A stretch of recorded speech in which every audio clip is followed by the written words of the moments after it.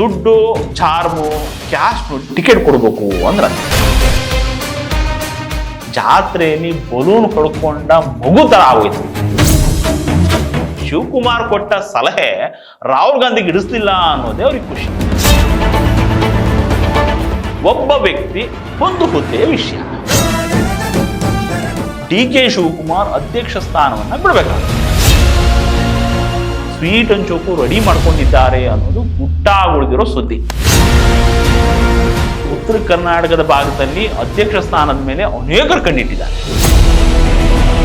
ತಮ್ಮ ಪುತ್ರನನ್ನ ಆಯಕಟ್ಟಿನ ಖಾತೆಯಲ್ಲಿ ತಂದು ಕೂರಿಸಬಹುದು. ಉಪಮುಖ್ಯಮಂತ್ರಿ ಡಿ.ಕೆ. ಶಿವಕುಮಾರ್ ಕಂಡ್ರೆ ವಿರೋಧ ಪಕ್ಷದಲ್ಲಿ ಕೂತಿರೋರು ಮಾತ್ರ ಅಲ್ಲ ಕಣ್ರಿ, ಸ್ವಪಕ್ಷದವರು ಕೂಡ ಖಾರ ಹರಿದು ಬಾಯಿಗೆ ಹಾಕೊಂಡು ತರ ಆಡ್ತಾರೆ. ಈಗ ಇದು ಮತ್ತಷ್ಟು ಜಾಸ್ತಿ ಆಗಿದೆ. ಈಗಾಗ್ತಿರೋ ಉರಿಯನ್ನ ಶಮನ ಮಾಡ್ಕೊಳ್ಳೋದಕ್ಕೆ ಹೈಕಮಾಂಡ್ ಹತ್ರ ನೀರಿಗಾಗಿ ಮೊರೆ ಹೋಗ್ತಿದ್ದಾರೆ. ಇದೆಲ್ಲ ಯಾಕೆ, ಅದೇನ್ ಕತೆ ಅನ್ನೋದ್ರ ಮೂಲ ಹುಡುಕಿದ್ರೆ ವಿಧಾನಸೌಧದ ಮೂಲೆ ಮೂಲೆಯಲ್ಲೂ ಇರೋ ಸಚಿವರ ಕಚೇರಿಗಳಿಂದ ಒಂದಲ್ಲ ಒಂದು ದೂರು ಕೇಳ್ಬರ್ತವೆ. ಅದರಲ್ಲೂ ಮುಖ್ಯವಾಗಿ ಇತ್ತೀಚೆಗೆ ಡಿ.ಕೆ. ಶಿವಕುಮಾರ್ ತಮ್ಮದಲ್ಲದ ಖಾತೆಯಲ್ಲೂ ಕೂಡ ಖ್ಯಾತೆ ತೆಗಿತಿದ್ದಾರಂತೆ. ಇದಕ್ಕೆ ಒಂದೇ ಒಂದು ಉದಾಹರಣೆ ಅಂದ್ರೆ, ಮೊನ್ನೆ ಲಕ್ಷ್ಮೀ ಹೆಬ್ಬಾಳ್ಕರ್ ಮತ್ತೆ ಸಿ.ಟಿ. ರವಿ ಅವ್ರ ಕೇಸ್ನಲ್ಲಿ ಗೃಹ ಸಚಿವರು ಇದ್ದಾರೆ ಅನ್ನೋದನ್ನ ಮರೆತು ಮೈಂಡಿಂದ ತೆಗೆದ ಹಾಕಿ ಶಿವಕುಮಾರ್ ನಡ್ಕೊಂಡಿತ್ತು. ಇದು national TV special wide angle. ನಾನು ಮಂಜು ಬಾಣಗ. ಇದು ಪರಮೇಶ್ವರ್ ಒಬ್ಬರ ಖಾತೆಗೆ ಕೈ ಹಾಕಿರೋದಲ್ಲ, ಕೆಲ ಸಚಿವರದ್ದು ಇಂಥದ್ದೇ ಕಂಪ್ಲೇಂಟು. ಇದನ್ನ ಸರಿ ಮಾಡ್ಕೊಳ್ಳೋದು ಹೇಗೆ ಅನ್ನೋ ಯೋಚನೆಯಲ್ಲಿದ್ದಾಗಲೇ ಬೆಳಗಾವಿಯಲ್ಲಿ ಕಾಂಗ್ರೆಸ್ ಅಧಿವೇಶನ ಶುರುವಾಯಿತು. ಇದಾಗಿದ್ದೇ ನೋಡಿ, ಎಲ್ಲಾ ನಾಯಕರು ಹಿಗ್ಗಿ ಹಿರೇಕಾಯಾಗಿ ಒಂದಷ್ಟು ಸಚಿವರು ಒಂದು ತೀರ್ಮಾನಕ್ಕೆ ಬಂದರು. ಹೇಗೋ ಅಧಿವೇಶನಕ್ಕೆ ಹೈಕಮಾಂಡ್ ನಾಯಕರು ಬಂದೇ ಬರ್ತಾರೆ. ಅವ್ರ ಹತ್ರ ಎಲ್ಲವನ್ನೂ ಹೇಳ್ಕೊಂಡು ಮನಸ್ಸಿನಲ್ಲಿರೋ ಅಸಮಾಧಾನವನ್ನ ಹೊರ ಹಾಕ್ಬಿಡೋಣ, ಆಮೇಲೆ ಏನಾಗುತ್ತೋ ನೋಡೋಣ ಅಂದ್ಕೊಂಡ್ರು. ಅದಕ್ಕೆ ತಕ್ಕಂತೆ ಅಲ್ಲಿ ಯಾರ್ಯಾರು ಅಸಮಾಧಾನ ಪಟ್ಕೊಂಡಿದ್ದವ್ರು ಇದ್ರೋ ಅವ್ರಿಗೆ ಒಂದು ಖುಷಿಯಾಗೋ ಘಟನೆನೂ ನೋಡ್ದೋಯ್ತು.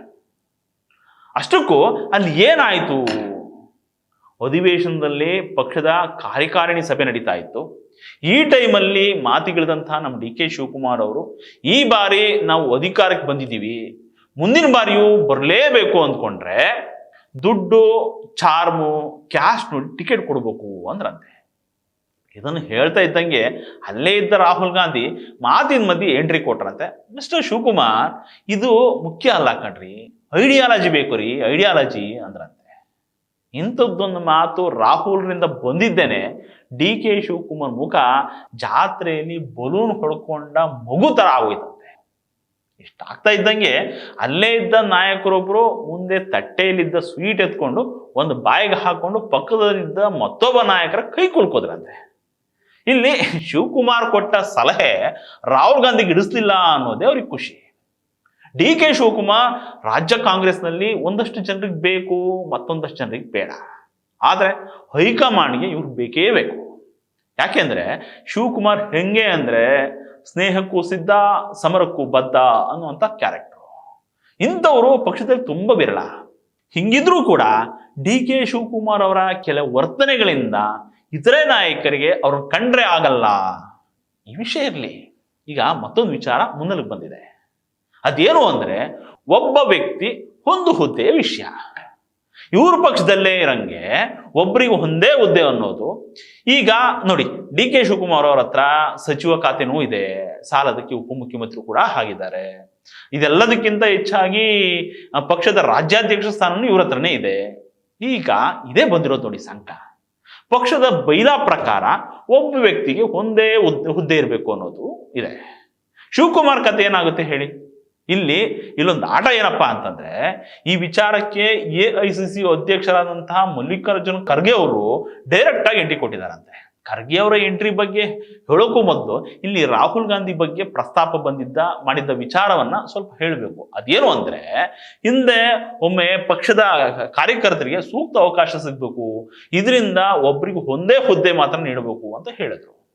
ಇದೀಗ ಇದೇ ಡಿ.ಕೆ. ಶಿವಕುಮಾರ್ ವಿರುದ್ಧ ಕೂಗೆಬ್ಬಿಸ್ತಿರೋರಿಗೆ ಇದೇ ಅಸ್ತ್ರ ಆಗಿದೆ.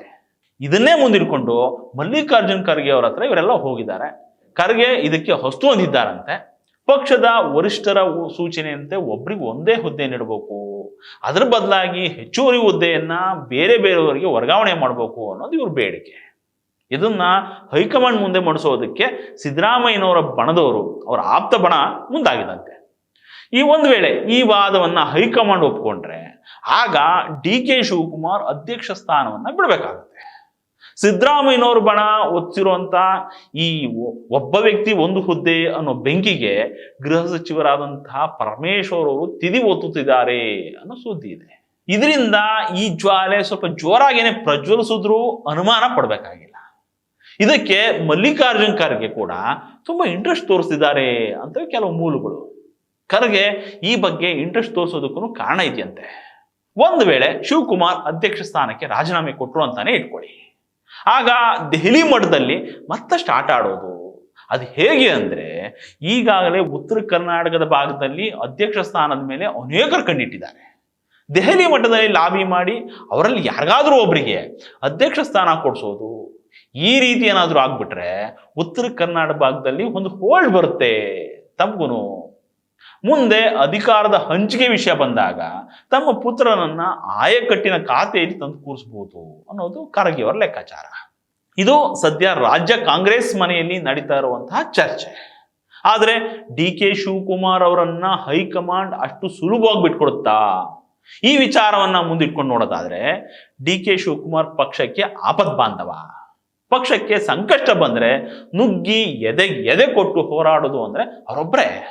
ಉಳಿದವರು ಪರದೆ ಹಿಂದೆ ನಿಂತ್ಕೊಂಡು ನೋಡ್ಕೊಂಡು ನಿಂತಿರ್ತಾರಷ್ಟೇ, ಅಖಾಡಕ್ಕಿಳಿಯಲ್ಲ. ಇದು ಕನಕಪುರದ ಬಂಡೆ ಡಿ.ಕೆ. ಶಿವಕುಮಾರ್ ಅವರಿಗೆ ಪ್ಲಸ್ ಪಾಯಿಂಟ್. ಇದ್ರ ಜೊತೆ ಸಡನ್ ಆಗಿ ಡಿ.ಕೆ. ಶಿವಕುಮಾರ್ ಅವರನ್ನ ಬದಲಾಯಿಸಿದ್ರೆ ಅವರ ಸಮುದಾಯದ ವಿರೋಧವನ್ನು ಸಹ ಕಟ್ಕೋಬೇಕಾಗತ್ತೆ. ಇದರಿಂದ ಬ್ಯಾಲೆನ್ಸ್ ಮಾಡಿ ಬದಲಾಯಿಸೋದಕ್ಕೆ ಹೈಕಮಾಂಡ್ ಚಿಂತನೆ ನಡೆಸ್ತಿದ್ಯಂತೆ. ಇದು ಹಾಗೇ ಆಗುತ್ತೆ ಅಂತ ಹೇಳ್ತಿರುವಂತ ಸಿದ್ದರಾಮಯ್ಯ ಬಣದವರು ಸ್ವೀಟ್ ಹಂಚೋಕು ರೆಡಿ ಮಾಡ್ಕೊಂಡಿದ್ದಾರೆ ಅನ್ನೋದು ಗುಟ್ಟಾಗಿ ಉಳಿದಿರೋ ಸುದ್ದಿ. ನಮಸ್ಕಾರ.